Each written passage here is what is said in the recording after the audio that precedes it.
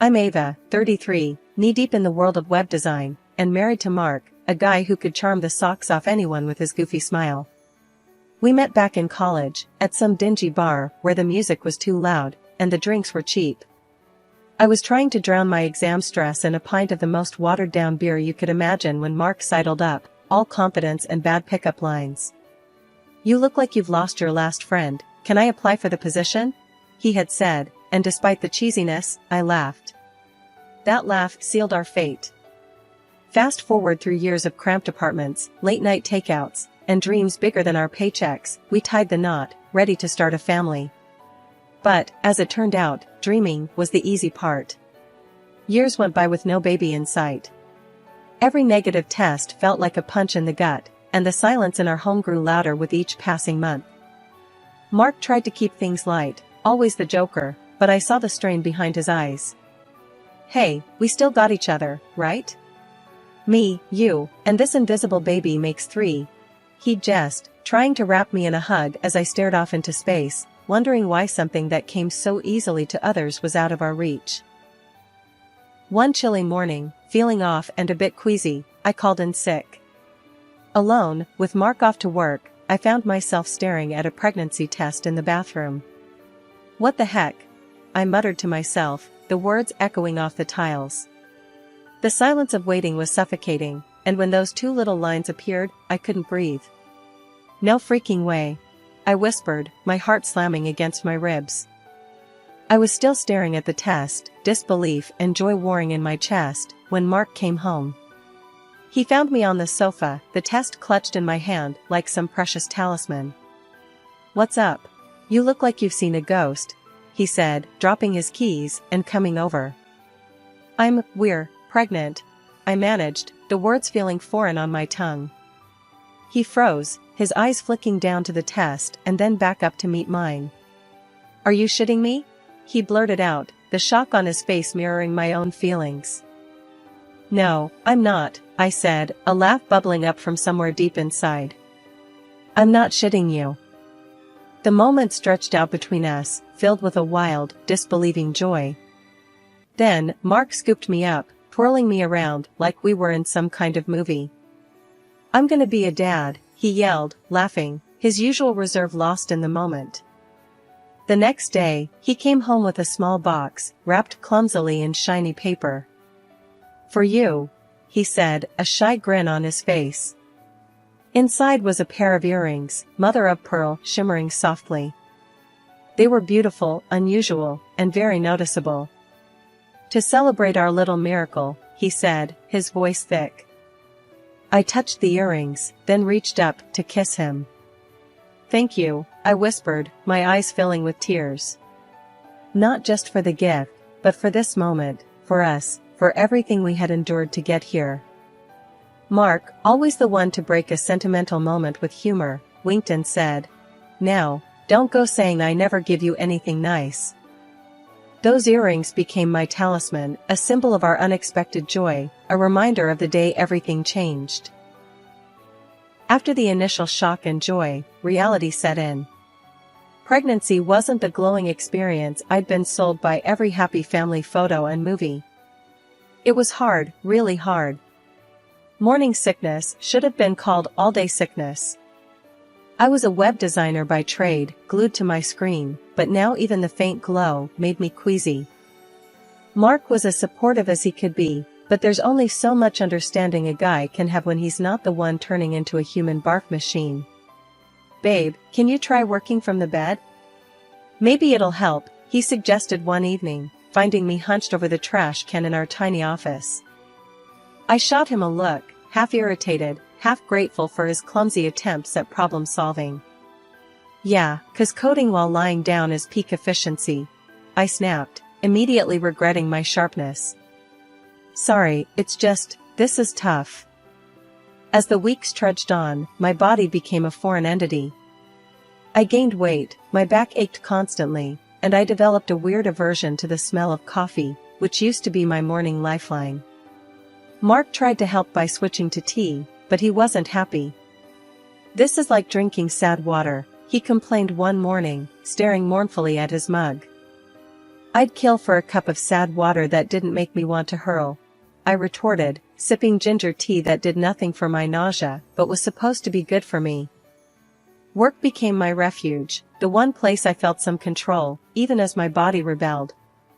My manager, seeing my struggle, offered me the chance to work remotely. "Take care of yourself, Ava. We need you at your best, not at your breaking point," she advised over a video call, her face a pixelated mask of concern. "Thanks, I'll try not to code any bugs into the system along with the baby," I joked, grateful for her understanding. Mark was thrilled when I told him about the remote work arrangement. "That's fantastic. You can barf in the comfort of our home now," he said, wrapping me in a careful hug. "Yeah, the glamour is non-stop," I replied dryly, leaning into his warmth. But as the months wore on, the challenges only grew. Every appointment, every ultrasound, was a mix of terror and excitement. Mark was a rock, holding my hand, making bad jokes to the doctors, and promising over and over that he'd be there, no matter what.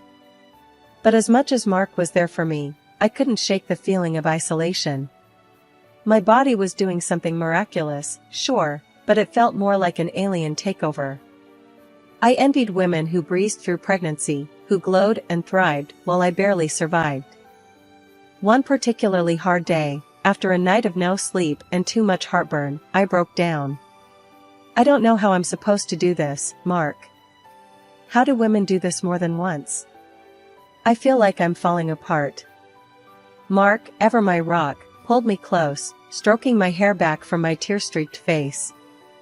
Hey, we'll get through this. You're the strongest person I know. And remember, at the end of this, we get to meet our little alien overlord. That's got to be worth all the sad water and barf, right?" I couldn't help but laugh through my tears. "Yeah, I guess it is." That was our life now, a series of tough days brightened by moments of humor and love. Despite the difficulties, despite the fear and the pain, we were in it together, waiting for the day our lives would change forever. And in those hard, dark moments, that was enough to keep me going. After the baby came, I thought we'd be living in some kind of bliss. But, let me tell you, it was anything but. Our little bundle of joy? More like a tiny tyrant who refused to sleep. Night after night, it was just me, pacing the floor, trying every trick in the book to get him to settle. "Mark? Useless. I've got work in the morning," he'd grumble from under the pillows, as if I was heading off to a spa day instead of logging into my own mountain of work with a side of zombie-like exhaustion. "Great, 'cause apparently I don't work, right?" I'd snap back, bitterness creeping into my voice. It wasn't like my job just paused because I had a baby. Then, just when I thought we were getting the hang of it, life threw another curveball. I was pregnant again. The shock of it nearly bowled me over. "This can't be happening," I whispered to myself, staring down at the test. 2 kids under 2? How were we going to manage? Mark's reaction? "This is great news," he beamed, clearly not the one who'd have to push another human out of his body or juggle meetings with morning sickness. "Great? Mark, we're barely hanging on as it is," I retorted, my stress level skyrocketing. "We'll manage." "We always do," he said, but his words felt hollow. Easy for him to say. His parents, Diane and Jack, bless them, swooped in like some kind of cavalry. They'd drive in from out of town, armed with casseroles and an eagerness to help. "You kids need a break," they'd insist, taking over with a competence that left me both grateful and a little resentful. Why couldn't it be this easy for us? When our daughter arrived, all those fears and frustrations seemed to melt away, at least for a little while. Holding her, everything just fit. Like she was the piece of our family puzzle we didn't know was missing. "Hello, beautiful," I whispered, tears of joy replacing those of exhaustion. But the reality was, we were in over our heads. Mark was over the moon about our daughter, sure, but his solution to our chaos was to dive even deeper into work. "We need the money," he'd say, a defense that was getting old. More than we need you? I'd counter, watching the gap between us grow wider with every late night and missed dinner. His parents became our lifeline, filling in the gaps, supporting us when we were too stubborn to admit we needed it. It was a weird mix of gratitude and guilt, relying on them so much. In those early days, staring down at my daughter's face, I couldn't help but feel a twinge of hope. Maybe, just maybe, we could make this work. But as the sleepless nights stacked up and Mark's presence became more and more like a guest appearance, I couldn't shake the feeling that we were drifting further apart. Look at her, Mark. She's perfect, I'd say during one of his rare moments at home, hoping to bridge the gap between us. Yeah, she is, he'd agree, but his eyes were always on the clock, his mind elsewhere. After our second kid came into the picture, things didn't magically get easier like I hoped. Between the sleepless nights and trying to keep up with work, I noticed the pounds piling on. It wasn't just the baby weight anymore, it was stress, lack of sleep, and grabbing whatever I could eat during a rare moment of peace. Mark? He seemed more distant than ever. Where we used to crash on the couch together, exhausted but together, now there was just this cold space. I told myself it was just a phase, that we'd get back on track soon. But deep down, I was worried. His work became his excuse for everything. Late nights, weekends, even business trips that seemed to pop up out of nowhere. Meanwhile, I was killing it at work, somehow managing to juggle deadlines and diapers. The kids, bless them, were turning out to be my little motivators. Seeing them thrive, especially after I managed to get them into a decent private kindergarten, gave me a weird sense of accomplishment. But Mark and I?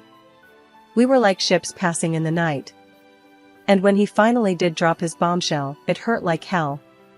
"You've let yourself go," he said one night, out of the blue.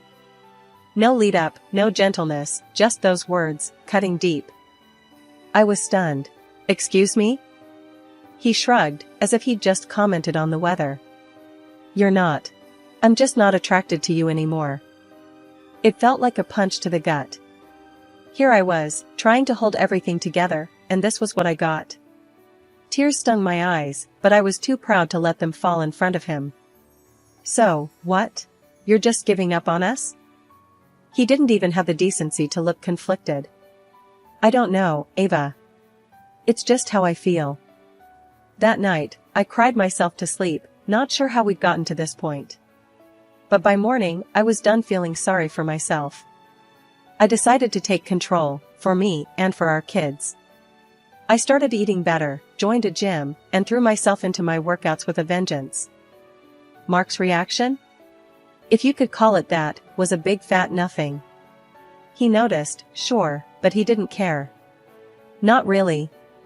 He was too caught up in his own world, treating the kids like they were more of a burden than a blessing. "We should have thought this through," he'd say, casting a cold eye over the chaos of toys and laughter. I bit back the sharper retorts that came to mind.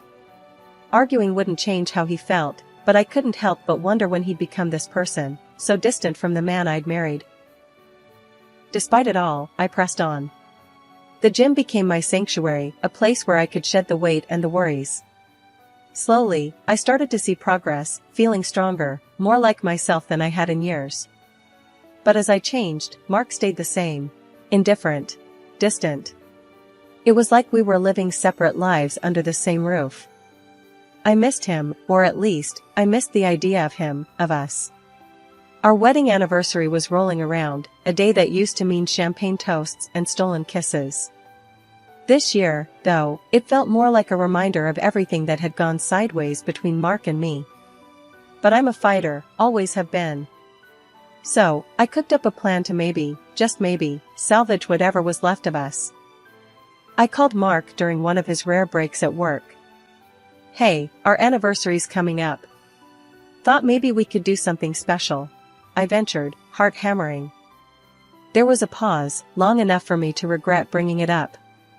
"Sure, Ava. What did you have in mind?" His voice was flat, distracted. I pressed on, nerves be damned. "How about a weekend getaway? Just us, no kids, no distractions." Sounds expensive, was his immediate response, and I could almost hear his eyebrows raising in skepticism. I bit back a sigh. I found a deal. It'll be nice, Mark. Like old times. He was silent for a moment. All right, book it. But it's your show, Ava. I'm swamped here. Not exactly the enthusiastic partner I was hoping for, but I'd take it. I went all in, booking a cozy hotel room and arranging for his parents to watch the kids. I needed, this weekend to be a turning point for us. The day before our trip, I laid out the dress I'd bought especially for the occasion. I tried to find the mother-of-pearl earrings that Mark gave me, but they were missing somewhere. It's okay, I thought, because everything else is ready. I waited for Mark at the hotel, anticipation turning to anxiety as the hours ticked by. My phone was silent, his side of the bed untouched. Finally, I couldn't take it anymore. I called him, my voice shaking. Mark, where are you? You're late. Look, Ava. I'm not coming, he said, and just like that, my fragile hope shattered. What do you mean you're not coming? It's our anniversary, Mark. I was on my feet now, pacing the room. He sighed, a sound that felt like a slap. I can't do this, Ava. Pretend everything's okay. I'm sorry. The world spun. So that's it? You're giving up on us? My voice broke, the hurt too raw, too deep. I don't know what else to do, he admitted, and the finality in his voice was a blow I wasn't prepared for. I hung up, numb. The night stretched on, endless and empty. I didn't sleep. How could I?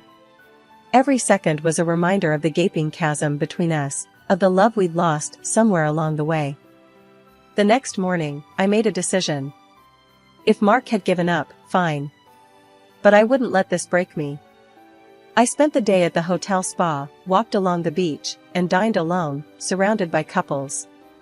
It was both liberating and profoundly sad.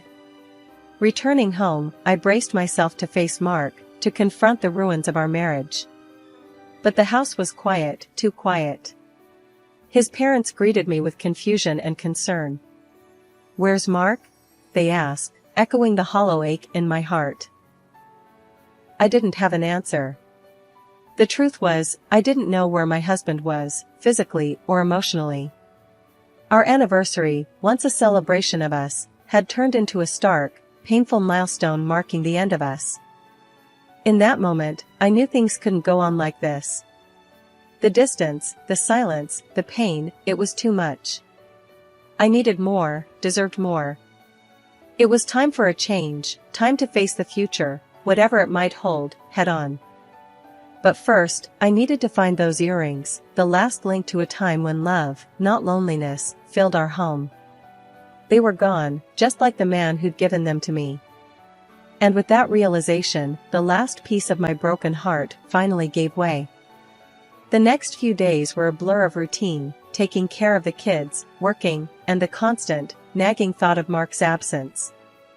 It wasn't until I was out in the yard with the kids that the piece of the puzzle I wasn't even aware was missing fell right into my lap, or, more accurately, walked right up to my fence. It was our neighbor, Jenny, young and always friendly, but I hadn't really spoken to her since the kids came. Today, she was all smiles, waving at the kids. That's when I saw them, the earrings. My earrings. The mother-of-pearl ones Mark had given me, shimmering in the sunlight as she tucked a strand of hair behind her ear. Nice earrings, I said, trying to keep my voice steady but feeling the sting of betrayal. Jenny touched one ear self-consciously. Oh, these? They were a gift from someone special. She stumbled over her words, her face flushing. Someone special, huh? I couldn't hide my skepticism. They look a lot like a pair I used to love.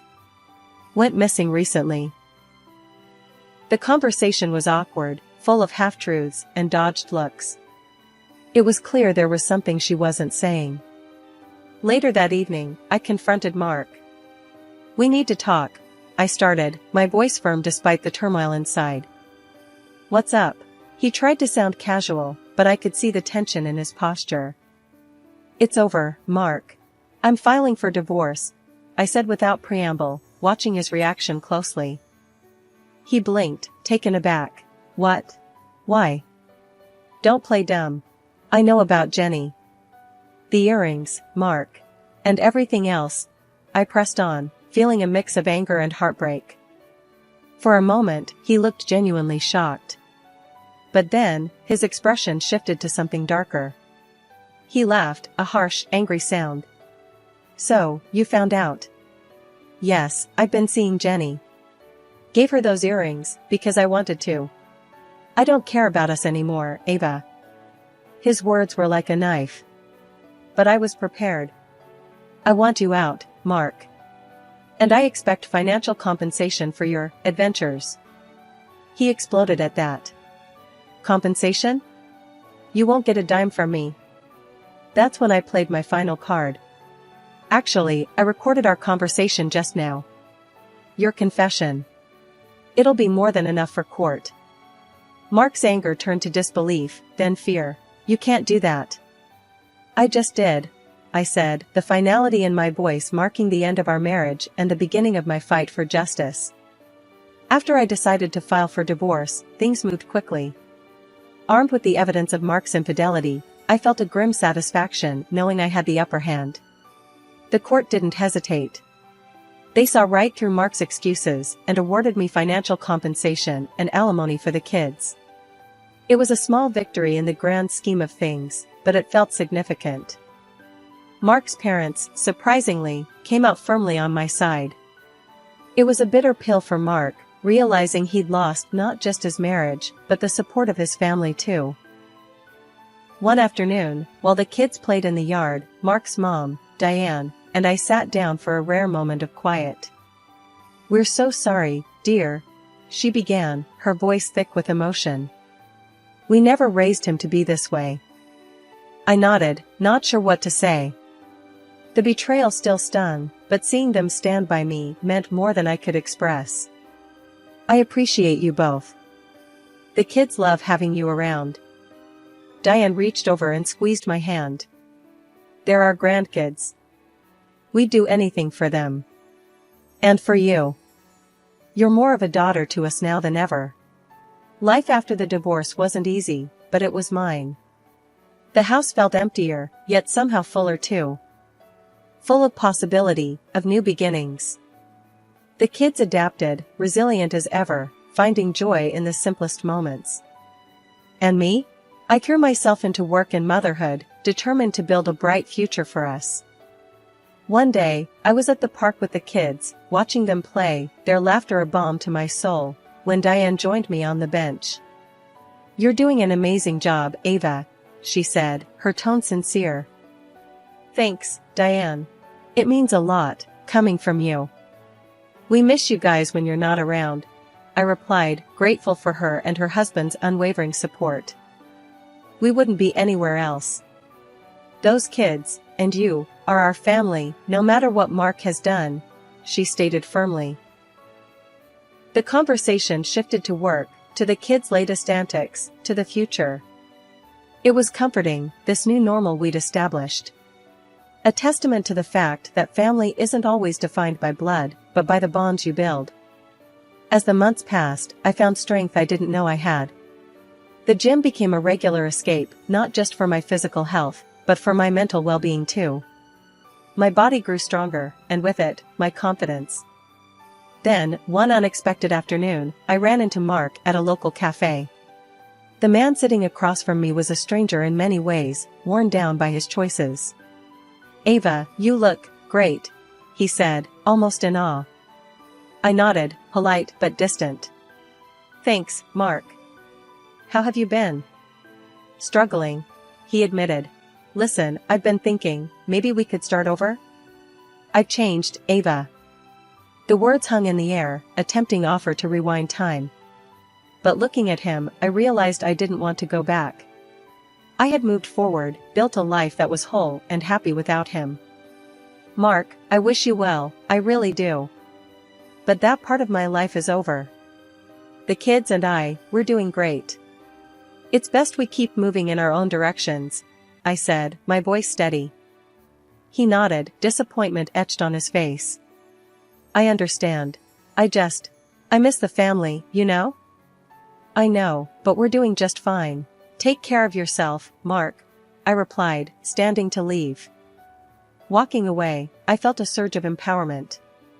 The encounter, brief as it was, reinforced how far I'd come. I was no longer the woman who waited for her husband to come home. I was Ava, strong, independent, and thriving.